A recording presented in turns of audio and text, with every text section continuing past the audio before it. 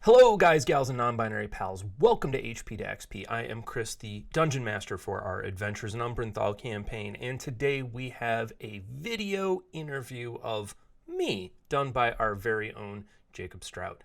Check it out. Hi, welcome to HP to XP. Today we're going to be talking with our DM for our Adventures in Umbrenthal campaign here on Twitch, Wednesdays at 7 p.m. Eastern Standard Time. Hi, Chris. How you doing? I am good, Jake. How are you? I'm just flipping fantastic. Thanks for asking. So we can. Do you have announcements you want to go through, or? Real quick for everybody that's jumping in, thank you. Between Jake and I, both of us will be paying attention to chat, so we will make a point of getting to any of your comments, questions, thoughts, or concerns.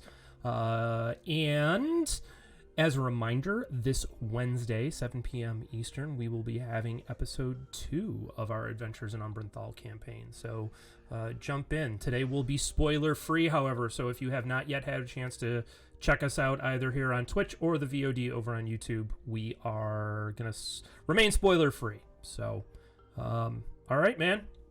You wanted to interview me, so here we go. That's right. Send it. Yeah. I definitely 100% asked for this. We'll see. We'll see if I actually enjoy doing this or not. All right. So, first question: when did you start mastering the dungeon? You need to tell us. All right. So, you're gonna love this answer. I'm ready. Hit me. Yeah. Yeah. October.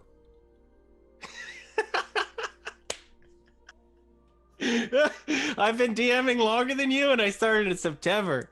Prior to, so I did DM a little bit in high school. Okay. A very little bit, but Yeah. since COVID, outside of our gameplay auditions and our episode 0s and episode 1, I have DM'd exactly 2 sessions.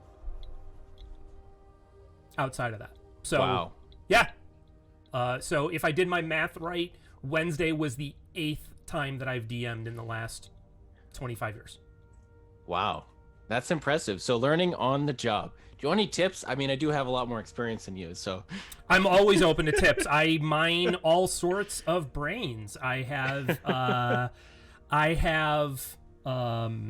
Obviously, we have our very own Steph, I see that you're in chat. If you know how to do shout outs, I'm going to ask you to do it because there's commands and I don't understand them yet. So hey Steph, hey Sarah, thank you both for jumping in. So I have quite a few folks that I rely on for feedback. Cross is one of them. Cross gives me a lot of, I think when he realizes, because he's never asked this question either, when he realizes that I've got a whopping 8 sessions under my belt, I think he's probably going to throw up in his shoes. But no, I very much take advice from people. I love to have people ping me with things that I can do better, ways that I can improve. And I have a handful of DMs that I talk to on a pretty regular basis and say, all right, well, what about this? What about that? What did I do here? Fix it. Because my method with so many things is I describe it as my version of it is what I call the Fiji mantra. Fuck it, I got it. You throw whatever you throw at me, I'll fucking handle it. I'll figure it out. It's not a big deal. I am, and I'll take that feedback, right? If I, without being spoilery, I definitely had a handful of sort of rules mistakes, for lack of a better term, that I made in episode 1. Guess what? They're not going to happen in episode 2 or another episode going forward. It's all that matters. So what happens if they do happen? Do you put like money in the swear jar? How does that work? Well, I'm going to be honest. I think that if they don't get fixed pretty quickly, it's time to quit show business. If you can't take, for me, if I can't take feedback and apply it quickly, then I am failing to apply the skills that I've learned throughout my life. Right. Yeah, fair enough. I think that's fair. And yeah, I mean, like, I just started in September. I started playing. Okay, first of all, I started playing D&D seriously, like regularly, at least back in April, and that's 3.5. And I like one of my first like 5e sessions was like me DMing. So yeah, I don't have much experience either. I think a lot of the soft skills that we learn as human beings are like direct so applicable to Dungeons and Dragons that like if you're a human that can function then you can probably be good at D&D if you just apply some of your skills. Like if you have ever worked at a job, had to improve skills or anything like that, I mean, and there's so much cross between being a dungeon master and I think being a leader in a lot of ways. But that's like, I don't know if that's a rabbit hole. Well, it's being a facilitator, right? Yeah. Being a good leader is being a facilitator. Being a good parent is being a facilitator. Being a good DM is being a facilitator. You are trying to set a stage for other people's experience. It's not about you. And if you can stay out of your own way, right? If you can stay out of the way of trying to be the focus in any of those things, then you're going to create good conditions. You know, if the group is relying on me to carry the story, then not anymore. I failed, right? I failed in putting together a good table. But more importantly, then why is there a party? Why is it a community effort? Like, yeah, I've said before, if as a DM you just want to tell your story. That's a novel. That's spoken word. There's 1,000 ways to do essentially a one-person show. That's not what this is. Yeah, it's definitely a different medium for sure, and it's much more collaborative than other mediums, other games. Yeah. Most games you're competing in some way. I mean, you compete a little bit in Dungeons and Dragons, but for the most part it's like collaborative, especially when you're talking about people at the table with you. Because if you make that mistake of like being against the party, then like why are you playing with them at the same time? Like it can come to a head once in a while, I think, for good storytelling, but too much of that is just not fun for everyone. Well, and it has to be about the story, right? Yeah. It can't be, if it is you as a DM have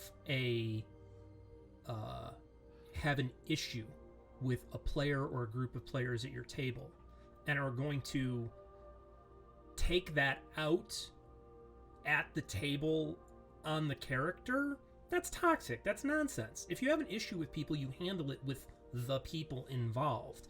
You know, I think that as, you know, you've spent a decent amount of time instructing in the military. I spent 20 years teaching in the fire service practically. Instructors who were incapable of separating the behavior of the student from the student as a person wrecked their students. You leave training scars when you approach somebody that way. You have to make sure that they understand that their fuck up, their mistake, whatever you are holding them accountable for, is about a behavior, not about who they are as a person. And once you figure that out, then you can have those very frank, in-your-face conversations with somebody who is making a mistake, correct the behavior, and move on. And I think the same thing happens at tables. You see essentially bad facilitators, right? They don't know how to solve the real life personal problem that they're having, and they take it out on the character and by extension the player, rather than just pulling them off to the side and having a conversation that says, hey, what's going on? Let's fix this. Yeah, I've met and known so many people, not even in the context of games, but like especially in a role-playing environment, because it can be pretty easy to be a gatekeeper, because that used to be the entire structure, the entire culture of role-playing games in general, because it was so exclusive.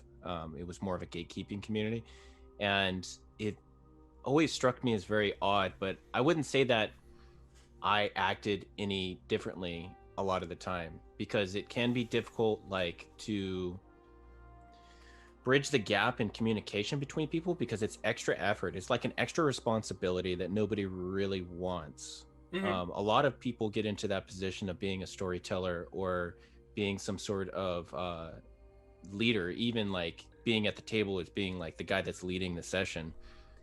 They get into that position and like they don't understand all the soft skills that go with it, and being able to treat people fairly and just, I guess, just enable people.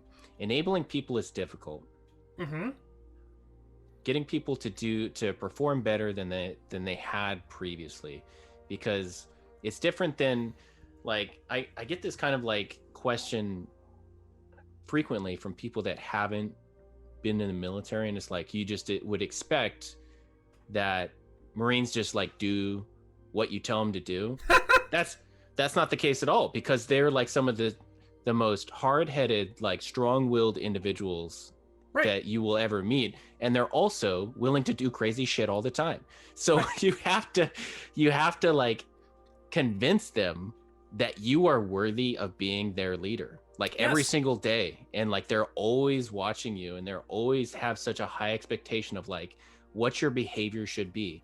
And in my experiences being in the military, like when you lose trust, and most relationships are about trust, even all if relationships are about trust, right? Even if people pretend or say that they don't need a safe space for this type of game that we're playing, or this environment that we want, because we're adults and we can handle our feelings being hurt, they're just liars, because every relationship is about trust. And when trust is broken between two people, then what can you build off of that? You have to establish trust before anything is built, because otherwise you're just existing in the same space, and you're not moving anywhere together. You're just in the same space at the same time. It doesn't mean that you're going to work together. Well, yeah, and I think for sure that there are times in which, when people say, I don't need a safe space, what they mean is, my definition of a safe space is different than yours. Yes. Or alternatively, what they mean is, I don't give a shit about you. Yes. There are a lot of people that is what they mean. It is, I don't care about you as a person. I want to do it my way. That's called being selfish. Yeah. I don't know if anybody's I don't know if anybody's noticed. There are a lot of douchebags in this world. Yeah. And that's just how it is, right? I do care about other people's experiences. It doesn't mean that I am going to I may not accept their worldview. I may not accept their approach as valid, but I'll listen to them. I'll hear them. I will try to engage with what they have to say empathetically. And I think that that's something that that people can fail to do, right? When they say something like, we don't need this to be a safe space, what they mean is, I don't want to have to pay attention to other people. And I think many times what they're doing is they're expressing a very real inability. I don't think it's laziness necessarily. I think it is a lack of developed skill, right? Engaging with people empathetically is a developed skill. Like so many things, none of us are born knowing how to do it. You learn it. And if you haven't learned it, then you're going to be very nervous about trying to apply it. Yeah. I can remember all the times. I remember being like, because I joined at 21 or 20. I turned 21 like my first year in. Okay.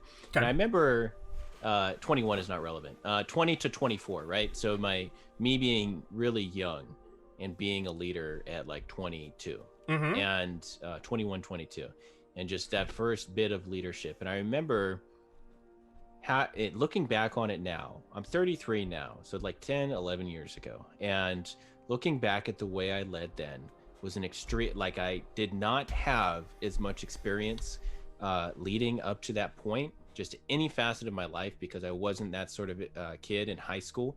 I wasn't aggressively involved in sports or anything like that. So I was never put into that position growing up, which is something that I don't want to say regret, but it's definitely something that changed the way that I ended up developing later in my 20s. But an extreme lack of empathy is the way that I would describe the way that I led when I was in my young 20s. Sure. Because it's so much of that being young and being a leader when you're young is about at least when you could be a great young leader with a lot of empathy if you have experience, but the more experience you have, the more empathy you gain, because the facade sort of fades, I think. Absolutely. Because you failed more. Like at first, when you're a new leader, you can't fail because it's never happened before. But then the more experience you get and the more things you do, the more you fail, and like the more things that you do that you like need to rely on other people to help you. Yeah. And then you just realize, well, I just burned all these bridges, so I don't know what the fuck I'm gonna do now. Yeah, well, you realize that, I mean, I think it's understandable that, I can't speak for anybody who is not steeped in a male-dominated culture, because I was, right? I did 4 years in an all-guys Catholic high school, and then almost a second later was in the fire service, which is a very hyper-masculine profession in many places, certainly every place I worked. And what I can say is this: 18 to 25-year-old young men are, one, stupid, and two, just completely status animals. That's it. That's all that matters, is posturing for status. And it takes, and then if you couple that with being in some sort of trade that you think gives you status or speaks to your status, which ultimately anybody who is running into burning buildings or willing to get shot at perceives what they do as having a status, right? And as young men, we derive a lot of our sense of self-worth from our willingness to shoulder that responsibility. And then it's very hard to then let that down. I think most of us are pretty good at being sort of kicked and bitten at by the old dogs, right? Like, we'll take that in an instant. Like, you know when to roll over and put your belly in the air. But with anybody who doesn't have that next level of status, you can't engage with them empathetically, and we have a hard time engaging with one another empathetically because we haven't figured it out yet. We haven't figured out that you can take a deep breath, let some of that status craziness go a little bit. Some of it I think is learned. Some of it I think is it's probably all learned. I don't know. Who am I? It's probably all learned on some level if we go back deep enough. But on the other hand, it's all learned because infants are feral. Yeah. You know, they don't have socialization, so we socialize. And you pick up cues from society, and you pick up roles, and you try to apply them, and you fuck it up because you're brand new and you don't know any better. And yeah. At the risk of sounding like I don't know any better and fucking it up, I'm pretty sure I did some reading on this in which your frontal lobe is not fully developed until you're 25. In which case that most decision making is not very good until you're 25. So I think that plays like directly into this, especially when we're talking about the male ego and things like that, for sure. Oh yeah. I mean, executive functioning in 18-year-old males is,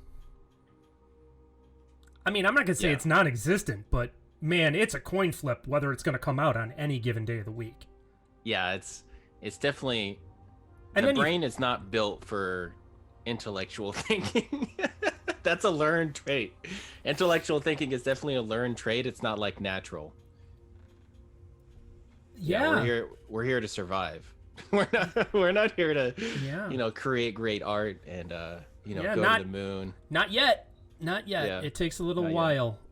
Which is why historically right? Historically, we have set aside the time from 18 to about 22, 23, and we basically said, you go one of two places.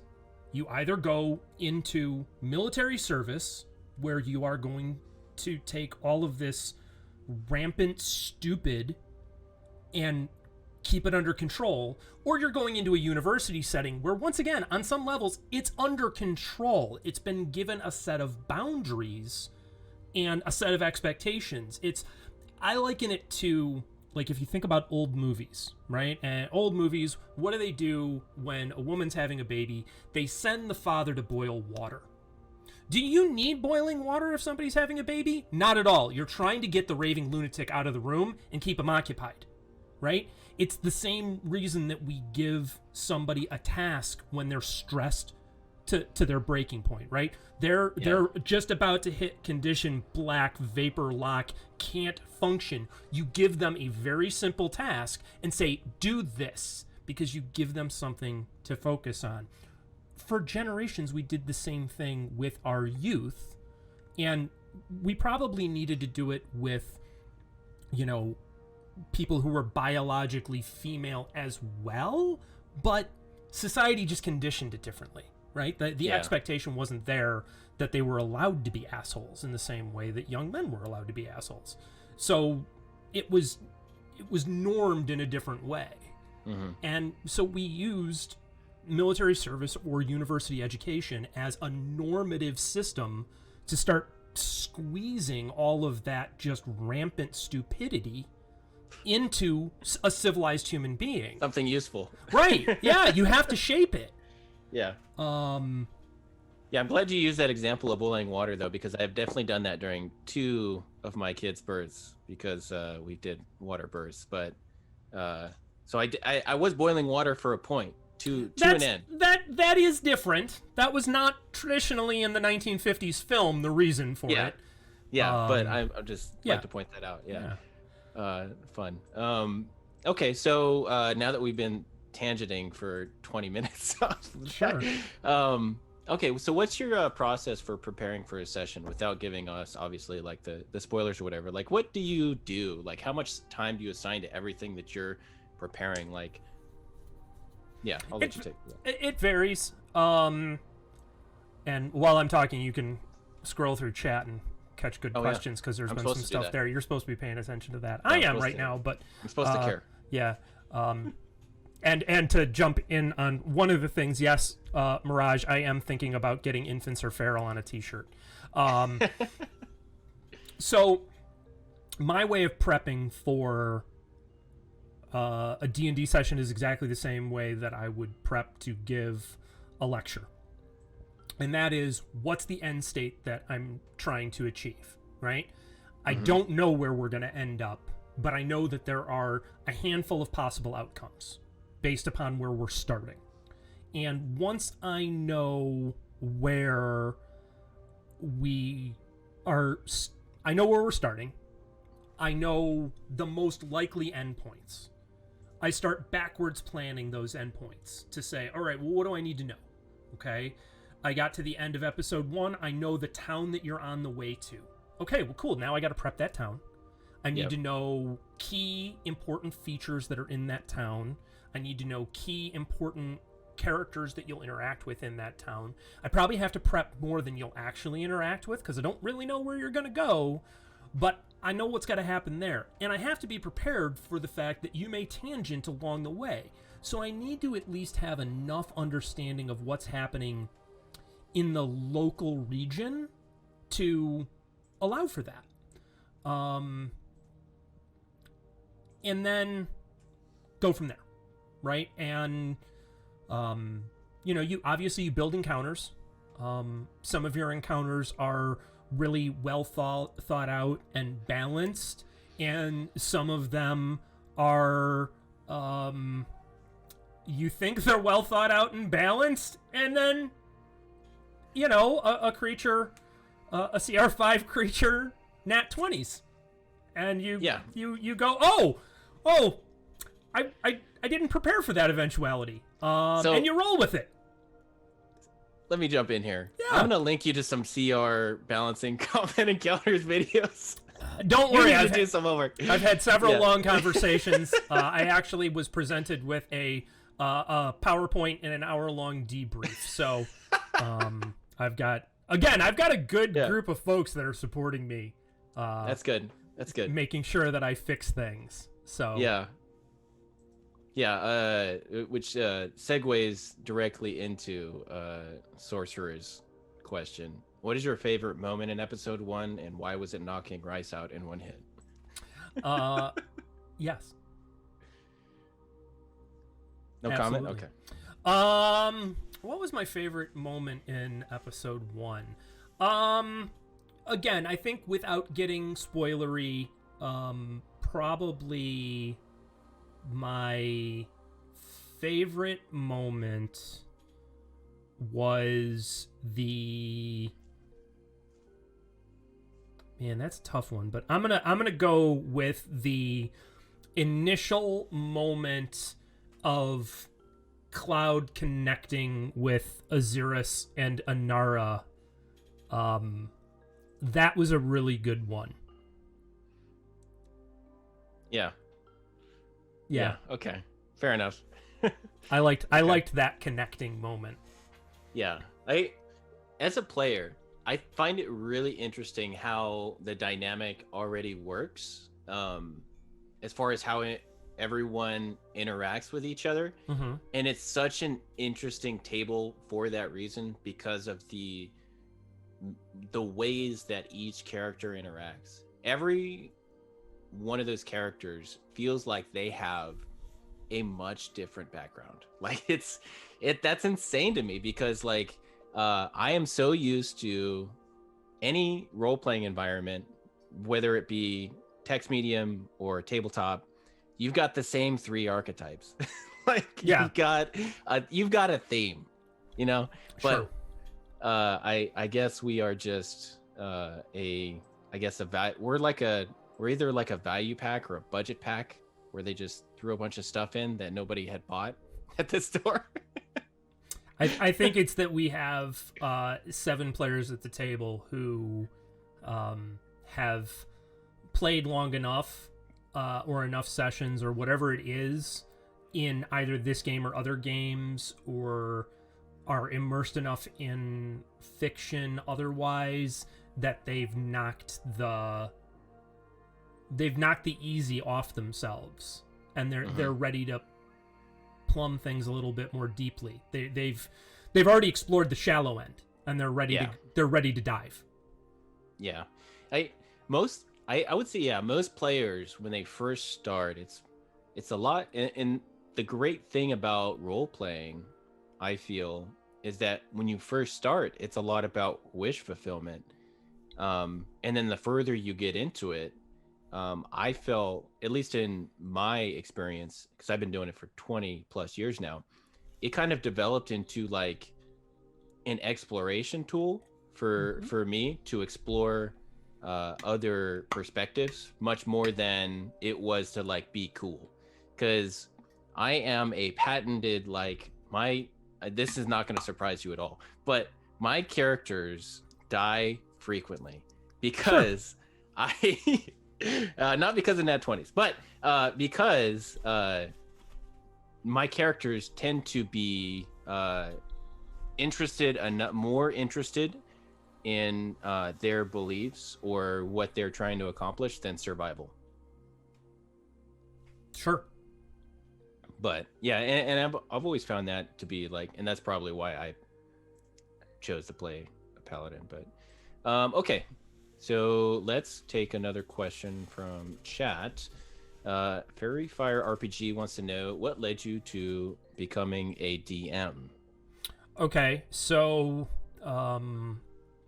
we talked a little bit back in my interview with Sarah about how she and I had been part of putting together what was going to be a live streamed campaign. We did a few episodes, and it was amazing, and it was awesome, and it detonated, and it went sideways very quickly, and just went from being this really cool, awesome thing that was super energizing to poof.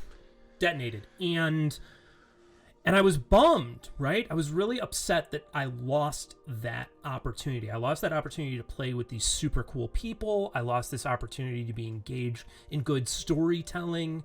And I walked away from it, and for about 2 weeks was like, well, this sucks. And, you know, Sarah and I and one other person that had been part of it had continued having some conversations, just saying, hey, you know, if the chance ever comes up to play together again, let's seize the opportunity. You know, we enjoyed it. And after a couple of weeks, I'm like, you know what? The only way that I get to have this experience at this point is if I find a way to make it happen. This fell in my lap. The odds of it falling in my lap again are really slim. So you have to seize it and see what you can make happen. And the conversation started off as, hey, would we want to try and do this again? And we started going in that direction, and it's really hard to put something together if you don't already have somebody who's willing to DM it. And very quickly it seemed to emerge that, all right, well, I guess I'm going to DM it. Okay, fine. I like world building. I like fiction. I like creating fiction. I create more of it than I read. But I know this game. I love this game. I like working with people. I like being a facilitator. I can read, so like I'll figure the rules out more deeply, you know. Fuck Top of the resume, I can read. Fuck it, I got it. I'm a Google PhD, man. Like I have had to walk into rooms and brief CEOs, brief flag rank officers in the military with very little subject matter expertise, but as a deeply immersed generalist who then was able to do homework the night before, right? Yeah. I knew what I was going in to deal with, and I know how to use Google, right? Yeah. I know how I learn. Mm-hmm. Is probably one of my biggest skill sets. So I can learn quickly. Yeah. So that's what led to it, was that somebody needed to do it. Well, tag, I'm it. Like, if I want this thing to happen, if I want this thing that I was really looking forward to and was loving, if I want it to exist, I have to help make it exist, and this is the role that I got to take. So here we are. Yeah, you said something that was so, I don't want to call it like getting out of your own way, and self-awareness is so important to like accomplishing important things or difficult things. Yeah. Because if you're not self-aware, or like you put up this facade about like who you are, then you're not able to accomplish very much without getting in your own way. Oh yeah. That's key. Learning to be okay failing, I think, is really important. You know, I learned, there was a dude I worked with for a while who had the best expression in the world, and I've completely stolen it and use it all the time. And his thing, anytime somebody screwed something up in the firehouse, was to look at you and go, well, what are they going to do? Take away your birthday? It'll be fine. Like, don't... Yeah. You know? And that's really it. Like, what is the worst thing that can possibly happen? If we are not talking about people dying, then all the rest of it can be calibrated down real quickly. And I've spent enough of my life in situations where the outcome of somebody screwing up was the very real possibility of somebody dying, that it's become pretty easy for me to just kind of go, all right, well, we'll figure it out, right? Like, building's not on fire, nobody's shooting at me. What's the worst thing that can happen? And that's definitely, especially in like the veteran community, that's a big hurdle to overcome. It is readjusting to normal life after dealing with the looming threat of severe consequences. For me, so I've been pensioned off now since I got hurt in 2014. I formally pensioned off in 2016. So I haven't been in the firehouse in a work capacity since I walked out July 1, 2014 and haven't walked back in since to work. And for me, the thing that was hardest was realizing that just because the tempo and the acuteness of the stakes had changed didn't mean that that life did not have value. And you know, the expression that I've used with friends, the expression that I've heard from folks that I got to know real well who found themselves either disabilitied out of a military career or something else, is that, you know, the expression was, you know, PTSD is knowing you'll never be that awesome ever again.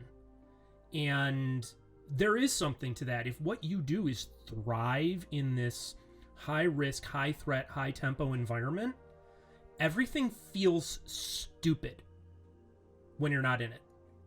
And if you don't get that fix, for lack of a better term, of going to that place where you do excel, well, now you can feel like you're just completely out of place, right? Like, why am I even here? Yeah. What am I doing? And I mean, for me, that feeling crept up over and over and over again and manifested in a coming very close to a suicide attempt. And that for me was the moment where I went, whoa, I thought we were just fucking around. Like, I thought all of this self-loathing and feeling purposeless was just you feeling badly about yourself. This shit ain't cool. We gotta fix this. But I think it's natural. I think it's normal, because it is hard. If you're good at this tempo, it's really hard to drop down here, because you're probably not as good at it. And you have to be okay with not being good at it. And you have to be okay. Like, I mean, I think that's why, whether it's the veteran community, law enforcement, fire, anybody who has come out of these high risk, high tempo professions, and you suddenly find yourself not in them, particularly if you didn't choose to exit it, right? Yeah. You are pensioned off due to illness, injury, some sort of disability, whatever it may be. You didn't have time to make your peace with that. And it's hard to recalibrate. It's even harder to recalibrate when it wasn't your call. Yeah. And it just takes time, and hopefully not hurting yourself or anybody else in the process. But it does. I mean, I think it's pretty common that it leads to a lot of high risk behaviors, because you're trying to remind yourself that you can hang it out there and perform. And the problem is that unless you're going to take up, you know, skydiving or rock climbing or something like that, where, you know, jiu-jitsu, whatever it might be, where you get to have the taste of real consequences, but in a healthy environment, you just end up doing some really toxic stuff. And I certainly was guilty of doing a lot of really toxic stuff. I mean, you know, raging alcoholism, lots of self-destructive behavior, and I was lucky. I hit a point where I didn't go too far, and I was able to work that back and undo a lot of that damage. So yeah. Where do I start with that? Hold on, give me a moment to gather my thoughts. Infants are feral. Jump back to that point. So infants are feral, right? Yeah. I definitely feel that in my core, because like you, as a young man, a lot of my identity was wrapped up in essentially being, you know, what my job was, what my profession was, for so many years. And I mean, my God, my frontal cortex was still developing, like, while I was like progressing along that. So it's like, it's so wrapped up in my identity that it's been, when stuff didn't work out to I guess my expectation, or like what I had tried for, because there was a couple of things that I tried for that I put maximum effort into, because I'm not generally an individual that does like subpar work for something I'm passionate about. Mm-hmm. And I spent a good 3.5, 4 years just completely dedicated to accomplishing something. Didn't end up working out through like other factors, really. My own fault, of course, but I had put in, I don't know how many hours it was. It was well over 10,000 hours trying to accomplish something, and it just didn't work out. And the crushing blow of not having what I was working for, or what I felt like I was working to deserve, was a pretty big hit to just my self-worth and my ability to identify about what my place is in the world, as a 20 something year old. So yeah, it's a lot. Pretty deep stuff. Life, I think we I think many of us were sold a bill of goods that said, work hard and you will be rewarded. I certainly was. And that's not to say that hard work isn't important. I very much believe that hard work is important. The difference between whether or not you will attain any given goal often does come down to the amount of well-planned work that you are willing to put in, right? You won't have the capacity of the 10,000 hour performer if you didn't do the 10,000 hours. Yeah. But I certainly was not raised with the understanding that luck is a huge factor. Doesn't matter how hard you work, you have to be lucky on some levels, right? Put all the effort in the world. If you don't have opportunities presented to yourself, doesn't matter how hard you worked, right? And I've seen that in my fire service career, right? I've seen folks who were really dedicated to learning and polishing their craft, and they worked at departments that went to 3 structure fires a year. They weren't going to get the opportunity to test themselves, right? Yeah. There's only so many options. I decided to go and was lucky enough to get on a department that we fought a lot of fire. Yeah. I got to test myself in that environment that I wanted to see whether or not I was any good at. I got to go do it. I got to do 20 to 30 working structure fires a year for a decade of my career, and it was phenomenal. I went, oh yeah, okay, I know what I'm doing. Yeah, I can thrive there. So yeah, hard work's important, but you also have to be in the right place. Yeah, definitely. And the hard work really just allows you to seize an opportunity that comes up, I feel like. Absolutely. In life. Because if you don't have the hard work, then you're not going to be able to capitalize on when the opportunity comes. Yes, and I think that if you not only are working diligently, right? If you are using that idea of deliberate practice at your craft, honing your skills, developing not only the behavioral capacity, but also the reasoning and the decision-making capacity, what you are able to do is, I've referred to it as seizing serendipity, right? You spot the opportunity for action and you do it, as opposed to having that I forget how it's said in French, but it's the spirit of the stairway, right? Which is the idea that you always have your best response to somebody's insult or quip after you've left the party and are heading down the stairs, right? If you are really honed in on ideas, then you're able to spot those moments of opportunity, seize them, and what somebody else would refer to as serendipity is simply you recognizing the moment in the environment and acting. Yeah, absolutely. I'm trying really hard to not go into a whole bunch of OODA loop theory here, because I've got plenty of videos on that for somebody else. But yeah, no, this is where finger spitskin comes in. But yeah. You start quoting some OODA loop theory. I think we're gonna have to cut that from the YouTube. Yeah, it's a different audience. It's on YouTube. I've got plenty of videos of it on YouTube. It's just a different audience. Yeah, I don't think it. Yeah, that's OODA loops. All right, so we'll take another question from chat. Alta Mirage wants to know: can you tell us what the cast did in session 0.5a that already made you change things or your plans, or is it something you can't talk about?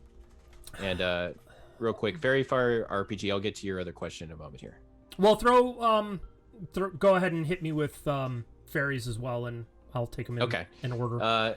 So Fairy Fire RPG's question is, how did you come up with the idea of the world for Umbrenthal? Okay. All right. So I'll tackle fairies first, and then I'll deal with mirages. So the idea for the world of Umbrenthal actually started back in May with the 2 sessions of another campaign that I had started DMing, and I had been working on this idea for a world and thought it would be cool, and found a few people on D&D Beyond that were looking for a DM, and life got in the way, right? We had a couple of sessions, life got in the way, we had people coming and going a lot, it didn't catch.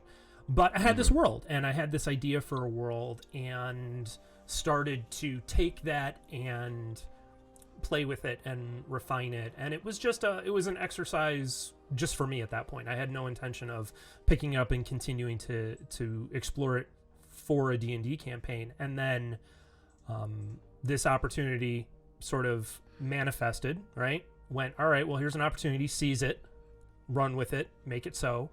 And then it was, okay, well, now I have to take this and flesh it out. And it is vastly different than what I had started with. But the idea for me was that I am not a huge fan of lazy fantasy or lazy fiction. I like Tell me more. Fiction that is immersed in a world with consequences, and a world where the quote-unquote heroes don't have to win. I'm clearly I'm a nonfiction kind of person, and I think that nonfiction is far more compelling. So for me, creating a fictional world means that it has to be anchored in the way the real world works, because that resonates, that we identify with that. This world just happens to have magic strapped to it. It happens to have gods who are interventionists, and well-known interventionists. It has forces that are very real, but are outside of the realm of our normal experiences in the quote-unquote real world, right? So I've been monkeying with these ideas, and then just kind of what makes for a compelling storyline? What makes for a compelling location? What do my powerful actors want in this world? If I was writing a novel about this world, what would these powerful actors want to achieve? What are their aims? Cool, I've set them in motion. And now I've dropped 7 random individuals into it, and we're following their story. But these powerful actors are still acting. I'm still writing their story. And you guys may interact with them, you may not. You may change their plans, you may not. Only time will tell. But there's a world that's unfolding, and a story that I wanted to tell there that is hopefully will become entwined with your story. If it's not, that's cool. Like, I've still got that thing going on in my head and in my writing, but so it was wanting a real world. Yeah. For me. Okay. As far as Alta's, sorry, go ahead. I was just going to say, as far as the way you described that, it really seems like I guess the most popular example of that would just be the Matt Mercer hidden plot that just happens regardless of whether or not the characters bite onto it or not. Not to won't mention anything specific about it, but that's generally what happens in his campaigns. Is he's got something going on, and whether or not the characters involve themselves in it, it's still going to happen. So Yeah, I think that makes for a compelling world, yeah, right? Otherwise, it is, and this is not to say that this is the way of doing something by any stretch of the imagination. It's just where I feel comfortable in the realm of storytelling, but it is different than sort of running what essentially are either one shots or long one shots, right? You know, running a pre-published adventure can often be just a long one shot. It's just a bunch of one shots you just get together each week for, which are fine. They're a ton of fun. But to me, from a fiction standpoint, I want a fictional world that doesn't feel flat. I want a fictional world that feels like the real world, in that your actions may or may not affect it. You may go out and do everything in your power to save the world, and it may come crashing down on your head.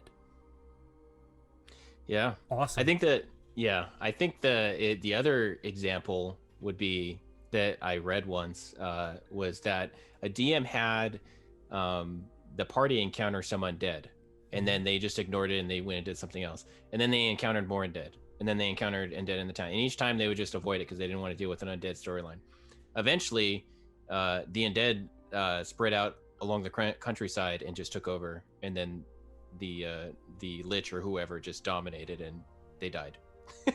So right. They ignored the problem for too long, and then the lich killed them. Right, and that can be a really compelling storyline. It could be a shitty storyline depending upon how you handle it, right? Like, if it shouldn't be a gotcha.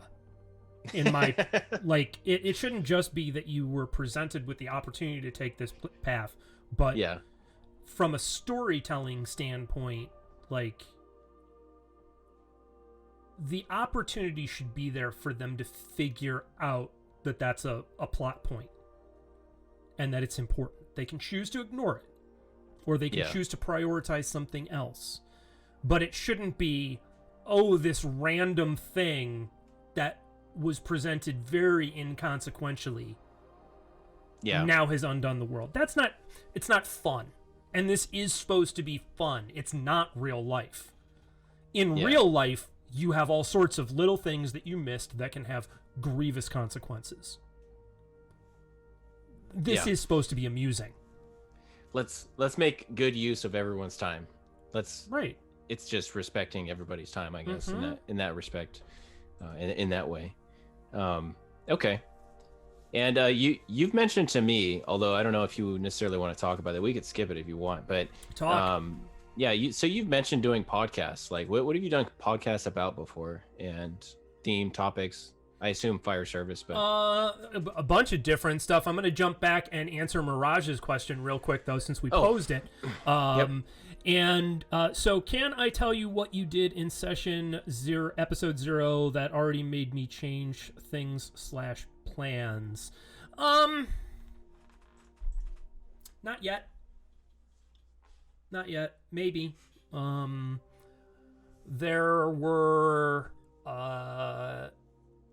There were two things that happened in what I'm now referring to as the Monster Squad adventure.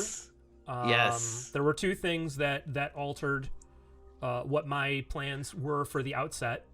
And there was one thing that came out of the what I'm referring to as the Maple is Sus group. That did alter where I thought things were heading. And I think that's awesome. I think it's great.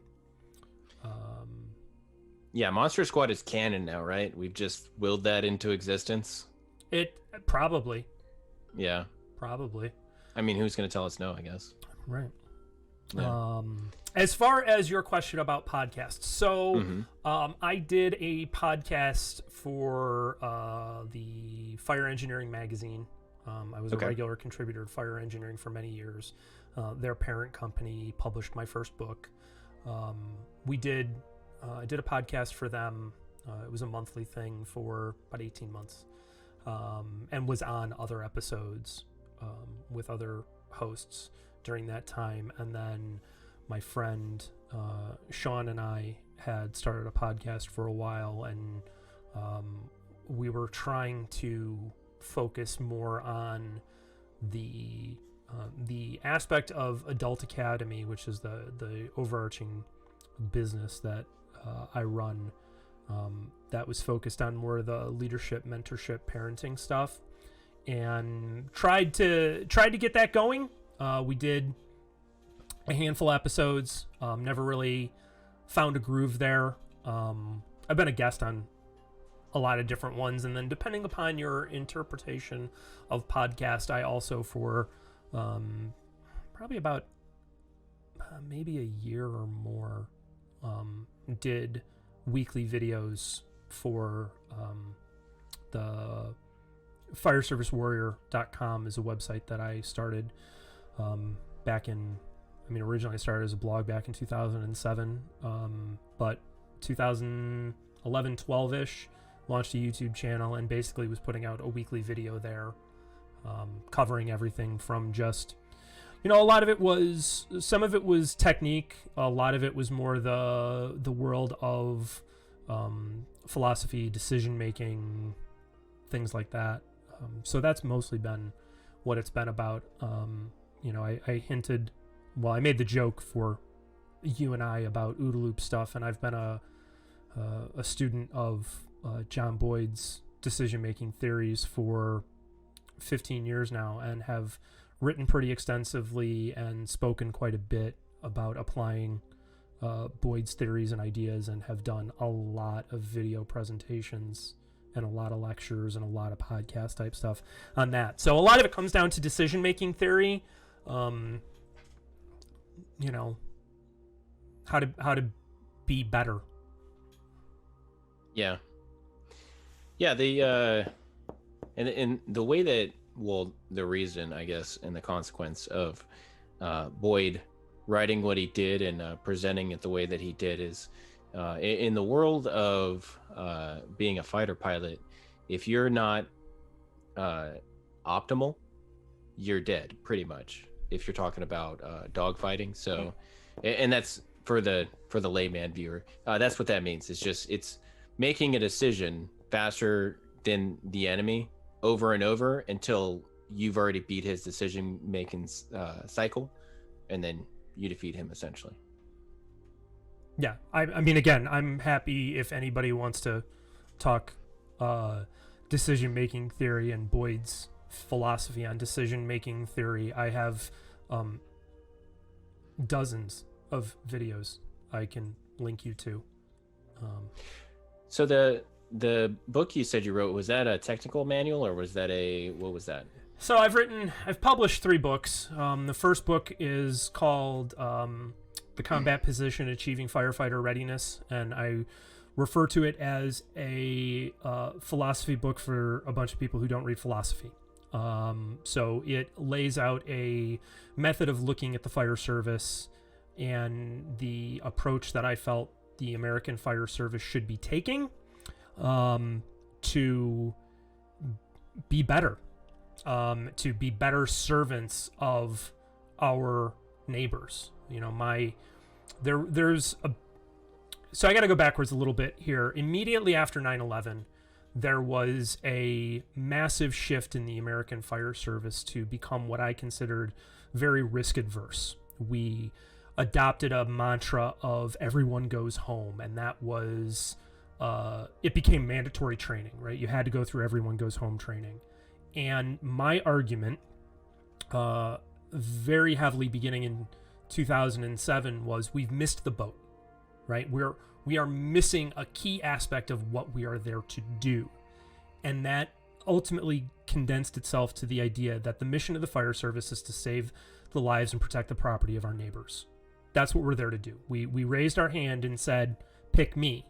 You must assume that some of us will not go home. And if we set the mission as everyone goes home, then either one, we're always failing because real life happens, and we are conditioning people to think that we ought to be risk adverse as opposed to managing risk. as opposed to being aware of the risk of the situation and tailoring our choices appropriately. So that first book really focused very much on the physiology and the psychology of firefighting, and the first hunk of it is really heavily rooted in the physiological studies that were coming out in the 90s and early aughts about the physiological environment of being on the fire ground and its impact on you, coupled with the psychological aspects of being in these acutely stressful and therefore pushing you into sympathetic nervous system primacy kind of environments, right? So a lot of it was drawn from Dave Grossman's work.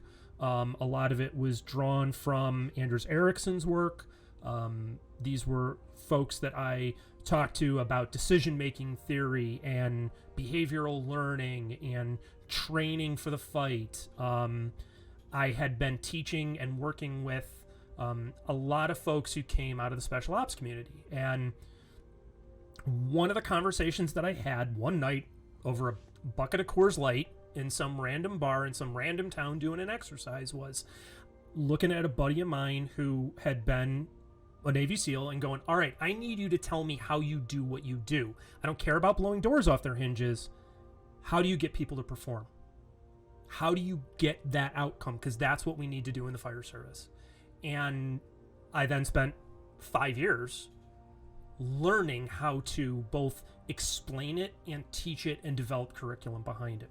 So that was the first book. The second book was self-published by my business, and it was a compilation of it was a workbook that we wrote with a bunch of other guys that I was teaching with to prepare people for the weekend seminar that we taught. And we taught a 2-day seminar that was designed to be, we described it as the worst 48-hour shift you're ever going to have, or the best 48-hour shift you're ever going to have at the firehouse. You're going to have a blast, right? You're going to get a full night's sleep. We're going to kick your ass all day on Saturday. You're going to get a full night's sleep and hang out with your buddies, and then you're going to get your ass kicked on Sunday. And we found that we needed to prepare people for it because people were coming in physically unprepared and skill level not polished. So we published this workbook as a tool. That book has continued to I ship copies every week to people who are using it with their fire companies and whatnot. The third book is legitimately straight up. It's called Fighting Fire, A Theory of Fireground Operations. And one of the texts that very much informed a lot of the way I have thought about what the fire service ought to be doing was Marine Corps Doctrinal Publication 1, Warfighting. And Fighting Fire is my answer to warfighting. It is laying out oh my God, the map fell. It is laying out you can't see that on that camera. Okay. It lays out the theoretical and philosophical framework for what we ought to be doing on the fire ground, if what we are out to do is save the lives and protect the property of our neighbors. If that's not going to be our mission, then we need to explicitly say that to the communities that we protect, that's not what we do.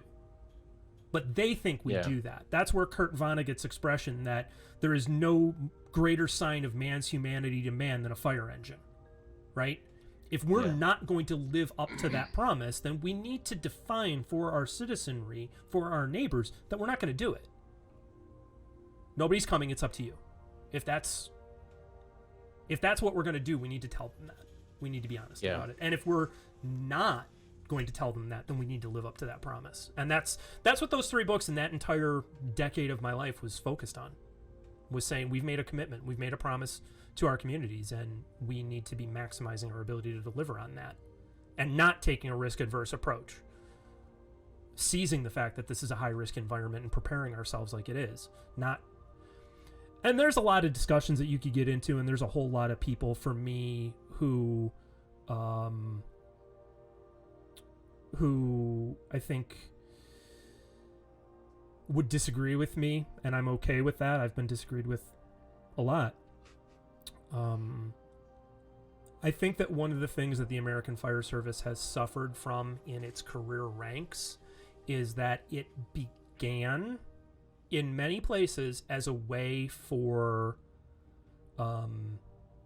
plenty of places it began as a political patronage job, but more often than that, because of the virtue, especially after World War II, really in the early 1900s, we went from a continuous duty cycle where you were just always at the firehouse, like you lived at the firehouse and you got occasional days off, to initially a 24 on 24 off schedule, and then what became the dominant fire service schedule of 24 hours on 48 hours off. And in the post-war era, post-World War II, 1940s 1950s era, the fire service was a career service job, a civil service position where you were guaranteed to go to work every third day. So men who were working in the trades, they were carpenters, they were electricians, they were pipe fitters, they knew they were going to get laid off in winter. They had a job. And they had enough time off that they could still go swing a hammer, bend a pipe, do whatever they had to do, and make real money. Mm-hmm. So you didn't make any money in the fire service. It was like being a Catholic school teacher. There's no cash in it in its earliest infancy, right? But then over time, we became more professionalized. We adopted more roles. It became a better paying job. But there was still that sort of, well, this is really my side gig approach by a lot of people. They went and made money doing other things as well. They valued their time away from the firehouse. Not everybody by any stretch of the imagination. I am painting a small percentage of people as being the broad brush. Yeah. But that small percentage had a very deep impact on the philosophical approach. And like any big organizations, over time, culture establishes, and, good enough sets in. Do you think the fire service then valued the part-timers a little? They valued them at the time because they needed them, because they couldn't get enough people to do the job? No. And then that's why they catered to them? No, it was never about so as a history sort of discussion about this, the professional firefighting in the United States began again with a continuous duty cycle. You got hired, you essentially lived in the firehouse, and you would go home, you'd get 4 hours off or 8 hours off periodically, once a week, twice a week, tops. But for the most part, you were at the firehouse. And then as we got into the early part of the 1900s, with the emergence of unions, the establishment of the International Association of Firefighters, people went, this is insane. You need to give people time off. And so unions began fighting for reasonable work cycles. And that started with a 24 on, 24 off work cycle, and then progressed into 24 on, 48 off, which again became the dominant working conditions through most of the U.S. even till today. There are other cycles out there. New York does 10 and 14 splits. There are a lot of places, particularly as you get west, that do 48-96s. You go and you work for 2 days straight and then are off for 4 days. So there's a wide variety of schedules now. But what happened was that it became a job where you could do something else. And like so many public service jobs in the early 1900s, mid 1900s, what you got in exchange for the stability of work was a low paycheck, right? The upside to the job was not the paycheck, it was the stability. It was the fact that you weren't going to get laid off. It was the fact that no matter what, you'd go to work. So you didn't have to worry about where your mortgage payment was going to come from and how your kids were going to eat. And in time, that sort of, again, my opinion, I'm totally open to being criticized by all sorts of people if they see this differently than me, or if they think that I'm overstating a point. But in time, the the idea of good enough set in, right? The idea that, well, the building went out became the mark of success because there was no other way to measure it. There was no metrics that we could use to understand whether we were succeeding or failing, right? You were winning or losing because the next building didn't burn down. If you pulled up and there were 2 on fire, if there weren't 4 on fire when you left, you'd won. Yeah. In time, we developed a greater scientific understanding of the fire ground, and a lot of real good work was done that spelled out what the timeline on fire growth was, what survivable spaces were like, all of these things, and we began to be able to quantify winning and losing in a different way. And with that, I felt came the need to systematize how we were preparing people from those environments, but more importantly than anything, being clear with the communities that we served whether or not we were going to meet their implicit expectations. Yeah. Not definitely as far as being an organization that represents a community, it's imperative that expectations are met, and you see it all the time, especially with politicians. Oh yeah. Or other organizations. Not to get political, we'll just segue away away from that. Anybody who's trying to sell you something. Yeah. I don't care if it is an elected official, a member of the clergy, a car salesman. If they are trying to get you to give your money to them, they're going to or time, right? They are trying to get you to give them resources. They are going to tell you what they need to get that out of you. That is endemic. It's not necessarily even something that you can change or ought to change, but you should know that it's a reality. Yeah. And then there are the bad actors within any of those communities that will just lie to you. That's a reality too. Yeah. Okay. You're probably right that we wanted to label this one as just chatting and not D&D. I'm going to say that you made a good call on that.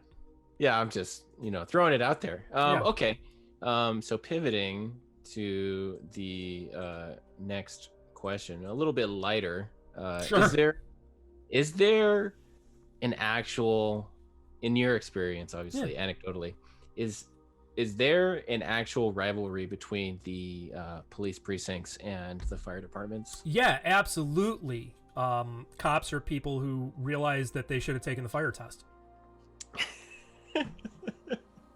There is that jealousy only goes one way. There is not a firefighter on this planet that I've met that has any desire.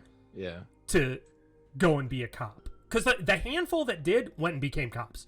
But I know lots of cops that went, oh, I picked the wrong gig. I'm going to go take this other test. And, it's two very different personality types in a lot of ways. And the key thing is that police officers, regardless of their motivations for their job, live in a world in which they are either by themselves or with one other person for the majority of their shift. Firefighters live in a community. Yeah. We sit down, very different. We have meals together, we watch TV together, we go and hang out together on the weekends. It is a communal environment. Police officers aren't like that. It is just by virtue of the way their jobs work. It's very different. It's much more isolationist. It's much more individualist. But yeah, I mean, my joke. Oh, I mean, most of my family are police officers. Like, my mom's side of the family are a ton of cops, going back, 30 years, 40 years at this point. And my joke with them was always, no matter how much somebody needs a police officer, they are pissed off when you show up. I can show up, cut a hole in somebody's roof and break their windows, and they're going to make me cookies. And that's just That's the difference. Thanks for stopping by and spending some time with us today. If you are looking for more HP to XP content, you can check out our campaign streams and check down in the description below for more HP to XP content. You can find us live on Twitch on Wednesdays at 7 p.m. Eastern for our Adventures in Umbrenthal campaign live stream, and on Saturdays at 10 a.m. Eastern for campaign planning, DM prep, tools, and discussion and chatting. We'll see you soon. Cheers.